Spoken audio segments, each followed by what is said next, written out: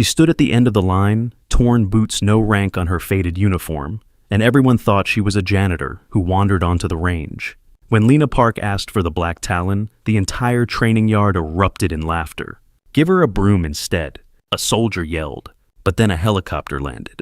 3 figures in black stepped out, carrying a weapons case marked with a claw symbol.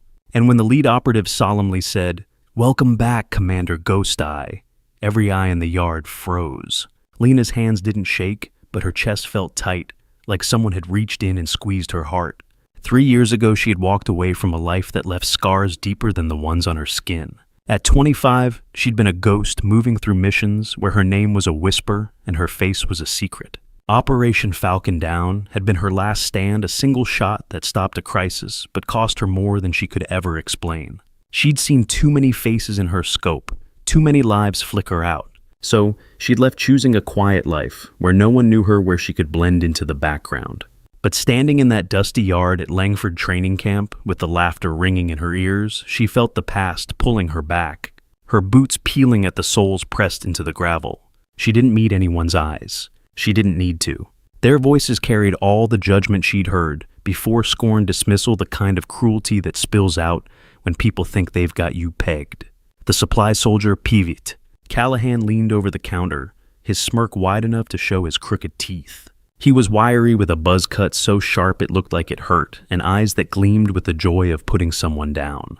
"You think you're getting a rifle," he said loud enough for the whole line to hear. Recruits turned, their snickers building like a wave. A tall guy with a gym bro build, his gold chain glinting under his collar, stepped forward. His name tag read Pruvto Torres. He crossed his arms, his voice dripping with sarcasm. "Supply depot's over there, sweetheart." "You're in the wrong line." Callahan laughed, tossing a rag onto the counter like it was part of the show. "Yeah, give her a broom instead, that fits better." The crowd roared, heads tilting back, hands clapping. The air turned thick heavy with that pack mentality where everyone's just waiting for the next jab. Lena didn't flinch. She nodded once her lips pressed tight and stepped back. Her fingers brushed her faded jacket, adjusting it slightly like she was smoothing out the moment itself. A few steps away, a group of recruits lingered, their eyes locked on Lena as she retreated. One of them, a lanky soldier with a permanent slouch named Pivit. Gorman called out, "Hey, don't trip over your boots. They look like they're about to give up." The group burst into laughter, some slapping their knees, others nudging each other like it was the best show in town. Lena paused her back to them, her fingers curling briefly into fists before relaxing. She turned her head just enough to catch Gorman's eye, her gaze steady, unblinking. The laughter faltered Gorman's smirk, twitching like he'd been caught stealing. She didn't say a word, just held his stare for a beat longer than comfortable, then kept walking. The group fell silent, their bravado deflating like a punctured tire. Gorman muttered something under his breath, but it lacked the earlier venom. Lena's boots crunched on the gravel, each step deliberate, as if she was carving her presence into the ground. "Hey, if this story's grabbing, you take a second to open your phone. Like this video, leave a comment below and hit that subscribe button. It means everything to share stories like Lena's stories about people who get laughed at but keep standing tall. All right, let's keep going." The laughter trailed her like a shadow as she walked to the barracks. Recruits whispered as she passed their eyes, flicking over her plain clothes, her black hair falling loosely over her shoulders. She didn't wear makeup, didn't need it. Her face was striking deep brown eyes that seemed to see through you, a quiet beauty that didn't shout but held you if you looked too long. But they didn't look long. To them, she was just the woman who didn't belong, the one who got in the wrong line. By dinner, the mess hall was alive with it. Heard she tried to grab an M for a recruit, said his voice cutting through the clatter of trays. Who does she think she is? Another, a woman with a tight ponytail and a smile that didn't reach her eyes, leaned in. Her name tag read, Pivit Ellis, probably some desk clerk who got lost, she said, her voice sharp.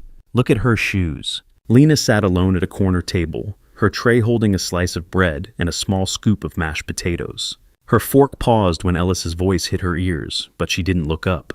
She just took a slow bite, her jaw steady, her eyes fixed on her plate. Later that evening, Lena stood outside the barracks, the sky bruising purple as the sun dipped low. A group of recruits had gathered near the flagpole, their voices carrying in the cool air. Ellis was there holding court, her nails glinting as she gestured. I bet she's never even held a real gun, she said, her tone sharp enough to cut glass. Torres nodded, leaning against a post, his gold chain catching the last light. Yeah, probably just some wannabe trying to play soldier. Lena was close enough to hear, but far enough to be unnoticed, her silhouette blending into the dusk. She shifted her weight, her hand brushing the dog tag in her pocket.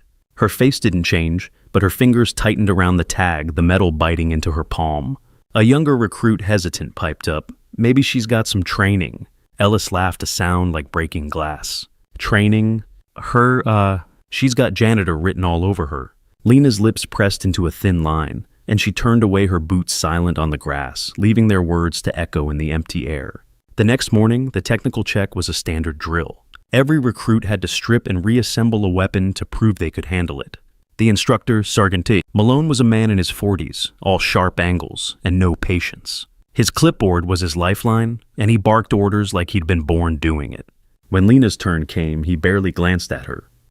"Park right. Let's make this quick," he said, sliding an M4 across the table. The room was packed to recruits, leaning against walls, some sitting on crates, all waiting for her to mess up. Lena placed her hands on the rifle, her movements slow, deliberate. Then she closed her eyes. The room went quiet, the air heavy with anticipation. Her fingers moved like they knew the weapon by heart. Pin, bolt, spring, each piece set down with precision. 19 seconds later, it was back together, not a single screw out of place. She opened her eyes. Malone's pen froze midair. "Did you work in weapons tech?" He asked, his voice low like he didn't want the others to hear. Lena's gaze met his calm and steady. "No, I just used it every day." The room didn't stay quiet for long. As Lena stepped away from the table, Torres leaned over to Gorman, his voice loud enough to carry. "Bet she just memorized the manual to look cool," he said, his sneer pulling his lips tight. A few recruits chuckled, but others shifted uncomfortably, their eyes darting to Lena. She didn't react, just wiped her hands on her jacket and moved toward the door. But as she passed a crate, wobbled under a recruit's weight, creaking loudly. Lena's hand shot out, steadying it, before it could tip, her reflexes sharp enough to make the room pause. The recruit, a nervous kid with acne scars, mumbled a thank you. Lena nodded, her expression unchanged, and kept walking. Torres's smirk faded, his hands fidgeting with his chain. Malone watched her go, his clipboard forgotten, his jaw tight, like he'd seen something he couldn't explain. The whispers started again, but they were different now. Less mocking, more uneasy. "No way, she's just a grunt," a recruit muttered, his voice barely audible. "Bet she's lying," Torres said, but his tone lacked the earlier confidence. Lena didn't stick around to hear more. She walked out, her boots scuffing the floor, leaving the room to stew in its own questions. Outside, the air was crisp, the kind of fall morning that stings your lungs. She stopped by a bench, her fingers slipping into her pocket to touch an old dog tag. It wasn't hers. It belonged to a friend, a sniper she had trained with years ago, lost in a mission that went wrong. The metal was worn smooth from her touch, a quiet reminder of why she'd left that life. She held it for a moment, her thumb tracing the engraved name, then tucked it away and kept moving. At the edge of the camp, Lena found a quiet spot near the supply sheds, where the hum of generators drowned out the chatter. She sat on a crate, her hands resting on her knees, staring at the horizon, where the trees met the sky. A maintenance worker, an older man with grease-stained hands, paused nearby, wiping his brow. He glanced at her, his eyes lingering on her faded uniform.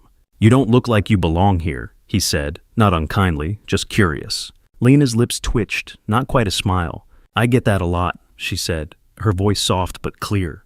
The man nodded like he understood more than he let on, and handed her a bottle of water from his cooler. She took it, her fingers brushing the cold plastic, and nodded back. He walked away, whistling softly, leaving her to the quiet. She opened the bottle, took a sip, and let the coolness ground her, her eyes never leaving the horizon. The days that followed were tense. The camp was a small world, and word of Lena's stunt spread fast. Recruits watched her differently now, some with curiosity, others with resentment. At breakfast, she overheard Torres talking to Ellis. "Probably just a fluke," he said, his voice loud enough to carry. "Anyone can get lucky once." Ellis nodded, her nails tapping her tray. "Yeah, I bet she can't shoot for shit." Lena didn't react, just stirred her coffee, the spoon clinking softly against the mug. But her shoulders stiffened just for a second, and she set the spoon down a little harder than she meant to. Across the room, a younger recruit, a skinny kid with glasses, watched her. His name tag read Pavitit, Nguyen, He didn't say anything, but his eyes lingered like he was trying to figure her out. Lena noticed, but didn't acknowledge him. She finished her coffee and left the mess hall's noise fading behind her. During a morning briefing, the recruits were gathered in a lecture hall, the air thick with the smell of old coffee and sweat. Malone was up front going over range protocols, but the room's attention kept drifting to Lena seated alone in the back. Ellis leaned over to a recruit next to her, her whisper sharp. Look at her sitting there like she's special. Probably thinks she's hot stuff now. The recruit, a broad-shouldered woman with a nervous laugh, giggled, glancing at Lena. Lena's hands were folded in her lap, her eyes fixed on Malone, but her fingers twitched slightly, the only sign she'd heard. Nguyen, sitting a few rows ahead, turned his head, his glasses catching the light. He didn't laugh, didn't join in. Instead, he pulled a notebook from his bag and scribbled something, his pen moving fast. When the briefing ended, he left the notebook open on his seat, a single word visible: enough. Lena passed by her eyes, catching it, and paused for half a second before moving on. Shooting drills came a week later. The range was a wide stretch of dirt and targets the air sharp with gunpowder and tension. Lena was last in line again. Nobody wanted to pair with her, not after the M4 incident. Pivot. Lucas Reed, the unit's top marksman, stood out like a sore thumb. He was all charm, with a smile that could sell cars and a swagger that said he knew it. Anyone paired with her is guaranteed an easy win, he said, his voice carrying across the range. The others laughed, but it was nervous now, like they weren't sure anymore. Malone paired Lucas with Lena anyway. Lucas flashed his grin, leaning close. Don't worry, I shoot fast but never hurt anyone. Lena's lips curved just a fraction, the kind of smile that didn't reach her eyes. She adjusted her stance, her hands loose at her sides, and said nothing. Before the drill began, a gust of wind kicked up dust across the range, scattering papers from a nearby table. Recruits scrambled to grab them, but Lena moved faster, snatching a fluttering sheet mid-air, a target log with handwritten notes. She handed it to Malone without a word, her movements precise, almost too quick. The recruits nearby froze their eyes wide, like they had just seen a magic trick. Lucas's grin faltered, his hand twitching toward his rifle. Malone took the paper, his brow furrowing, and muttered, "Thanks, Park." Lena nodded and stepped back to her spot, her boots leaving faint prints in the dust. The moment passed, but it lingered in the air, a quiet ripple that made the crowd shift uneasily. Lucas adjusted his cap, his jaw tight, and turned away, muttering something to Torres that nobody caught. When her turn came, the range was dead silent. 5 targets, 5 shots. Lena raised the rifle, her movement smooth, like water flowing over stones. Each bullet hit dead center, the cracks echoing across the field. Lucas went next, his jaw tight, his hands steady, but not steady enough. He missed 2 shots, the bullets kicking up dirt far from the target. The crowd didn't cheer like they usually did for him. Malone stepped forward, his eyes narrowed, his voice sharp with curiosity. "What if we blindfold you?" he said, half challenging, half testing. A recruit handed over a strip of cloth. Lena didn't hesitate. She tied it over her eyes, her fingers steady. The wind picked up, rustling the trees, carrying the faint scent of pine. She tilted her head, listening. 5 more shots, 5 more bullseyes. When she pulled the blindfold off, Malone's face was white. "Who are you?" he asked, his voice barely above a whisper. Lena handed him the rifle, her movements calm, and walked away. As she left the range, a small crowd parted to let her through, their whispers buzzing like static. Nguyen was there, standing off to the side, his glasses fogging slightly in the cold. He didn't say anything, just watched her pass, his hands stuffed in his pockets. Lena's eyes flicked toward him, catching the faint nod he gave, almost imperceptible. She didn't nod back, but her pace slowed for a moment, her boots hesitating on the dirt. Behind her, Torres muttered to Ellis, "Bet she's got some kind of trick up her sleeve." Ellis snorted, her voice low but venomous. "Trick? She's just milking the attention." Lena's hand brushed her pocket where the dog tag rested, and her fingers lingered there, pressing the metal against her skin. She kept walking, her silhouette sharp against the setting sun, leaving their words to fade in the wind. The camp was different after that. The whispers weren't just rumors, now they were questions. Who was she? Why was she here? Nguyen started sitting closer to her in the mess hall, not talking, just watching. Once, he slid an extra apple onto her tray when he thought she wasn't looking. Lena noticed, but didn't say anything. She just took the apple, her fingers brushing the bruised skin, and tucked it into her pocket. Later, alone in her bunk, she cut it into slices with a small knife, eating slowly, her eyes fixed on the wall. The knife was old, its handle worn, the kind of thing you carry when you've seen too much to trust the world. She didn't think about the range, didn't think about Malone's question, but her hands moved slower than usual, like they were carrying something heavy. During a late-night training session, the recruits were paired for hand-to-hand combat drills under floodlights that buzzed like angry bees. Lena was assigned to spar with a burly recruit named Pifford. Malone, no relation to the instructor, a guy with a boxer's build and a laugh that sounded like gravel. "Go easy on me, all right?" He said, his tone mocking as he cracked his knuckles. The others formed a loose circle, their faces lit by the harsh light. Malone lunged, his movements sloppy but heavy, expecting an easy win. Lena sidestepped her body fluid like she was slipping through water. She didn't strike back, just deflected his blows, her hands light but precise. The crowd murmured some cheering Malone, others watching Lena with growing unease. After a minute, Malone was panting, his face red. Lena hadn't broken a sweat. She stepped back, her eyes steady, and said, "You done?" The circle went quiet, Malone's laugh dying in his throat. He nodded, wiping his brow, and the drill ended with Lena walking away, her shadow long under the lights. The camp commander, Cole. Hargrove was a man who lived for order. His office was all straight lines, polished, desk-framed metals, a flag that looked like it had never seen a breeze. He pulled Lena's file that afternoon, his fingers flipping through pages that were oddly blank. No combat unit, no rank, just a transfer to logistics with no explanation. He leaned back in his chair, his frown deepening. "This doesn't add up," he said to his aide, a nervous young man who nodded too quickly. Word spread fast. By evening, the mess hall was buzzing. No special records. "Probably just making things up," Jenkins said, his voice dripping with disdain. He was a loudmouth, the kind of guy who wore his insecurity like a badge, always looking for a fight. "Tick-tock tricks," Ellis added, her sharp nails tapping her tray. "Just lucky shots. No documents means she's nobody." Hargrove overheard and made a call. "Confiscate her weapon," he said, his voice clipped.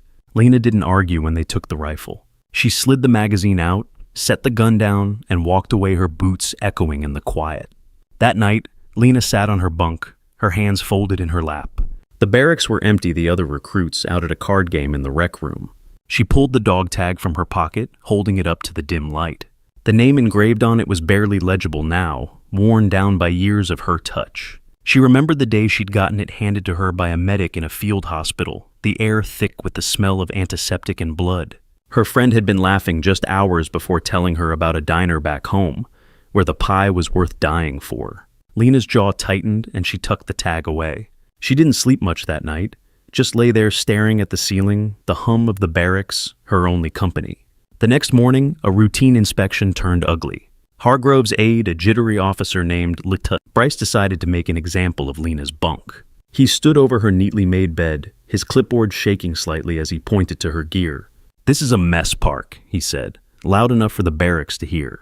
"You call this military standard?" The other recruits gathered, smirking, sensing blood in the water. Bryce kicked her boots, sending one skidding across the floor. "And these? They're a disgrace." Lena stood at attention, her face blank but her hands clasped behind her back, tightened until her knuckles paled. Nguyen, standing nearby, flinched but said nothing. Bryce kept going, tossing her neatly folded jacket onto the floor. "Maybe you're better suited for laundry duty," he said, grinning. Lena bent down, picked up the boot and jacket, and set them back in place with deliberate care. "Anything else, sir?" she asked, her voice flat but sharp enough to cut. Bryce's grin faltered and he walked away, muttering about discipline. The phone in Hargrove's office rang at midnight. The voice on the other end was clipped, urgent. "Is Lena Park there?" Hargrove hesitated, his hand tightening on the receiver. "Yes, but we're unsure who she really is." The voice cut him off. "She's Ghost Eye, the only agent to complete Operation Falcon Down. If she asks for a weapon, don't question her. Hand her the black Talon." Hargrove's breath caught. General Deverick wasn't a man who exaggerated. He hung up, his face pale, and called Malone in. "Spread the word," he said, his voice low, quietly. But nothing stays quiet in a camp. By morning, the rumors were wildfire. "Ghost Eye." Her... Jenkins laughed, spitting out his coffee in the mess hall. "She looks like my mom going grocery shopping." Lucas was worse. He cornered Lena with two buddies, their voices loud, their postures aggressive. "Ghost Eye. That's the funniest thing I've heard." One said, a stocky guy with a shaved head named P. Veet. Carter," Lucas grabbed her collar, his smile gone. "Show us something, ghost lady." Lena didn't move. Her eyes flicked to the corner security camera, calm and steady like she knew someone was watching. Then she stepped back, her hands loose, and walked away. The mess hall incident sparked a new wave of tension. At lunch, a group of recruits decided to push further. Carter, egged on by Lucas, accidentally bumped Lena's tray as she walked to her table, sending her food a slice of chicken and some greens splattering across the floor. The room erupted in laughter, Carter's voice rising above it. "Oops, guess you're cleaning up anyway," he said, his grin wide. Lena stopped, her tray still in hand, the mess at her feet. She set the tray down on a nearby table, her movements slow, deliberate. Then she knelt, picking up the pieces one by one, her face unreadable. The laughter died down, replaced by an uneasy silence as recruits watched her. Nguyen stepped forward, his glasses slipping down his nose, and handed her a napkin. "Here," he said quietly. Lena took it, her eyes meeting his for a brief moment, and nodded. She finished cleaning, stood, and walked out, leaving the tray behind. Carter's grin faded, his hands fidgeting as the room's attention turned to him. The helicopter came at dusk the next day. The camp was still the kind of quiet that feels heavy, like everyone's holding their breath. 3 operatives in black stepped out. No names, no ranks, just a steel case with a claw mark etched into it. The lead operative, a woman with a scar across her jaw, scanned the crowd. "Lena Park," she said, her voice cutting through the silence. Lena stepped forward, her boots crunching on the gravel. The operative handed her the case, her movements formal, almost reverent. "Welcome back, Commander Ghost Eye," she said, bowing slightly. The camp froze. Jenkins dropped his cigarette, the ember hissing in the dirt.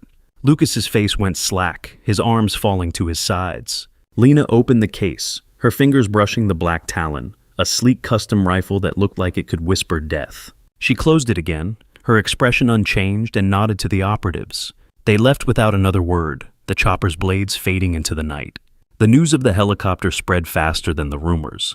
By breakfast, the mess hall was a mix of awe and disbelief. A group of recruits near Lena's table kept their voices low, but their words carried. "No way she's that Ghost Eye one," said a wiry woman with a scar on her cheek. "It's gotta be a mistake." Jenkins overheard and leaned in, his voice loud. "Mistake? She's playing us all. Probably paid someone to fake that stunt." Lena was at her usual corner table, her tray half empty. She paused, her fork hovering over her plate, then set it down gently. Without looking up, she said, "You talk a lot for someone who doesn't know." The room went quiet, Jenkins' face flushing red. He opened his mouth, then closed it, his hands balling into fists. Lena picked up her fork again, took a bite, and kept eating her calm, slicing through the tension like a blade. Hargrove didn't waste time.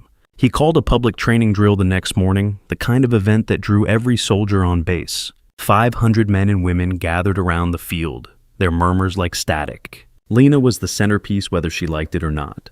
Hargrove stood on a platform, his voice booming. Let's see if her skills are real. Lucas was in the front row, his arms crossed, a smirk playing on his lips. "No luck tricks this time," he said, just loud enough for her to hear. Lena ignored him. She stepped to the line, the black Talon in her hands. "Target number 9 at 1,800 meters, she said, her voice quiet but clear. Hargrove raised an eyebrow. "Barehanded." Lena nodded. The crowd shifted, some leaning forward, some scoffing. 1,800 meters was a shot most snipers wouldn't dream of without a scope, a spotter. A perfect day. The wind was strong, the air cold. Lena raised the rifle. Just before she took the shot, a recruit in the crowd, a cocky guy with a loud voice named Pivate, Daniel shouted, "Bet she misses and cries about it." The crowd tittered, some laughing, others glancing nervously at Lena. She didn't flinch, but her fingers adjusted on the black Talon, her grip tightening for a split second. Nguyen, standing nearby, clenched his jaw, his hands stuffed deep in his pockets. Lena's eyes flicked to the target, her breath steady, her body still. The wind howled, kicking up dust that stung the eyes of the onlookers. She exhaled slowly, her shoulders relaxing, and pulled the trigger. The shot was a single soft growl. The target, nearly 2 kilometers away, shattered. The high-speed camera zoomed in, projected on a screen for everyone to see. The bullet had hit the signature on a brass badge pinned to the target, a mark no bigger than a dime. The crowd was silent, the kind of silence that hurts your ears. Hargrove stood slowly, his hands gripping the edge of the platform. Anyone who doubted her, he said, his voice low, should start drafting their transfer papers. Lena lowered the rifle, her face calm, her eyes fixed on the horizon. She didn't look at Lucas, didn't look at Jenkins. She just set the Black Talon down and walked off the field. The fallout was quick. Jenkins was gone by the end of the week, his transfer to a desk job in a nowhere base pushed through without explanation. Lucas's name started trending on X for all the wrong reasons. Someone had leaked footage of his mess hall stunt, and the comments tore him apart. "Arrogant soldier gets humbled" was the top hashtag for days. Ellis lost her sponsorship deal with a military gear brand. Turns out they didn't like her attitude either. None of it was Lena's doing. She didn't need to lift a finger. The truth did the work for her, spreading like ripples across a pond. She kept to herself, eating alone, training. Alone, her boots still peeling, her uniform still faded. But now, when she walked through the camp, the whispers stopped. Eyes followed her, not with scorn, but with something else. Respect. Fear, maybe both. Where are you watching from? Leave a comment below and hit follow to walk with me through heartbreak, betrayal, and finally healing.